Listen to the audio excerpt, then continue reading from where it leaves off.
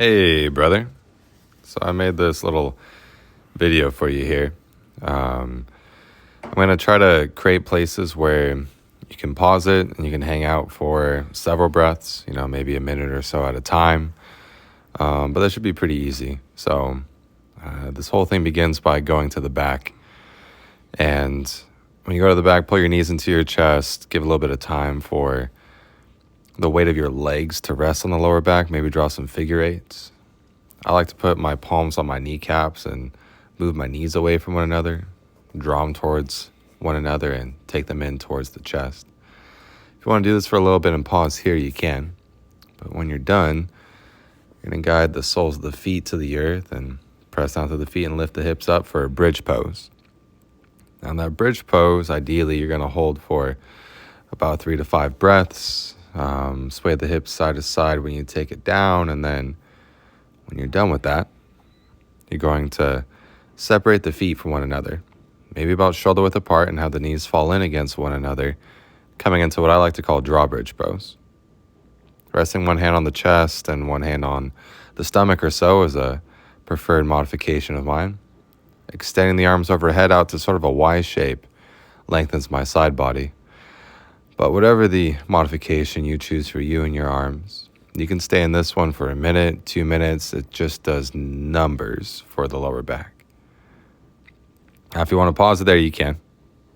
But when you're done doing that drawbridge for a little bit, keeping the feet in their relative location, but dropping the knees side to side is a great follow-up for drawbridge. So inhale when you guide the knees back to center. Exhale when you drop the knees to the right or to the left. Inhale to take the knees back to center, and do that for as many times as you like on both sides. Now, after you're done with those twists, hugging in one knee toward your chest, extending out the opposite leg, and doing this recline knee hug is awesome.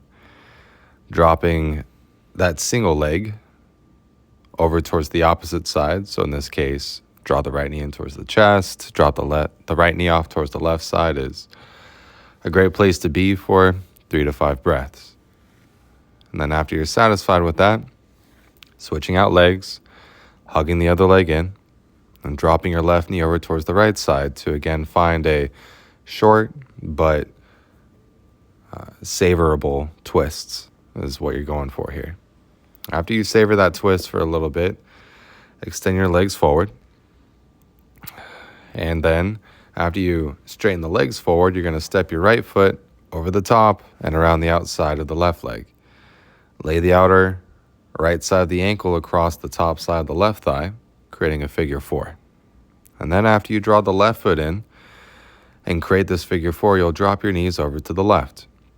You can keep the knee in a high position or in a low position down towards the left elbow, but you want to find a space where the hip pockets and the lower back are ultimately happy with this reclined figure 4 twist. Now, after you perform the twist going to your left, so again, you have the right ankle across the top of the left thigh, you drop the knees over to the left. After you bring it back to center, draw the left knee in towards the chest, give it a nice hug. Straighten the left leg up into the air, and after you lengthen it back down, switch it out. You'll extend the right leg forward, lay the length of the right leg on the floor, step the left foot over the top and around the outside. Lay the outer edge of your left ankle across the front side of your right thigh. Pull the right foot in, and after you have a nice squeeze going on in your left hip, drop both knees over to the right. After you drop both knees over to the right, again, you have the option here of keeping the knee in a high and forward position or taking it to a low position where the left knee drops by the right elbow. Adding a little bit of weight with the right hand or giving it a little tug can be nice, but again, after spending a satisfactory amount of time here, maybe 5 to 10 breaths, roll the knees back to center, hugging the right knee towards the chest, give the right leg a good squeeze, extend the right leg up into the air, and then when you're ready, return the right foot to the floor, and you're going to slide and release both legs. After you slide and release both legs, come up to an easy cross-legged seated position. Now, the first seat that I'm going to show you is your basic crisscross applesauce with the legs. Walk the hips back a couple of times and hinge at the hips forward. Again, you can pause the video, rewind it, and take a look at my structure if you like. But after you extend the hands forward, keep the hips rooted, relax the chin towards the chest, and emphasize your breath to expand the lower back and the ribs. I like being here for a minute or two. Once you're done with that, walk the hands back and immediately make a little twist to the right. After you got the left hand to the right knee, right hand to the earth behind you, and twist, I'm just showing you a different angle here. Lift your right arm up into the air while maintaining the twist, and drop your left shoulder towards your left knee. Exhale once, inhale the left up, release, and twist to the other side. After you twist to the left, your right hand will hold on to the left kneecap.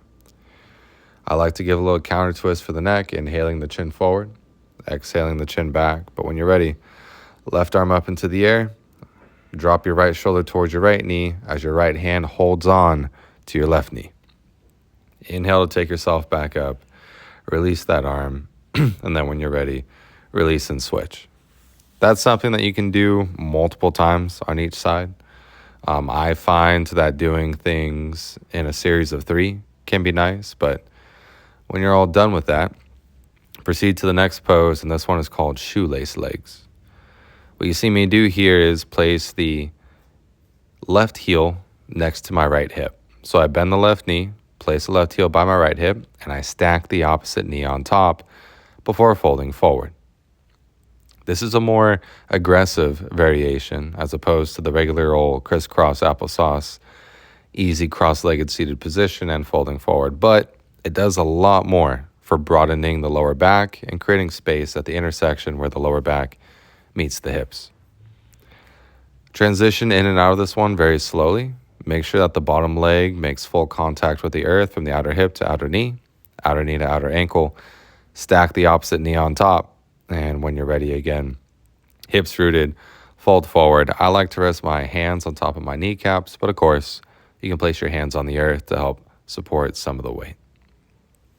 After you've done each leg, and after you've done both sides, you see this little 90-90 I've created with my legs here. So showing you another angle, 90-degree angle in one leg, 90-degree angle in the other leg. That 90-90 assembly while folding over the right thigh is called deer pose. You'll get a chance to get a look at this when I go to the other side here, but as you can tell by the video, I am very comfortable in this posture. This is one of my favorite twists to do and one of my favorite things for my lower back. As I twist the other side here, you get a better angle of what my hips and shoulder orientation is like. After you set up the 90-90 in both legs, you fold over your left thigh. You drop the knees to the left, you rotate your spine to the left, and you take your forehead to rest on something. I like to stack my palms and rest my head on top of that.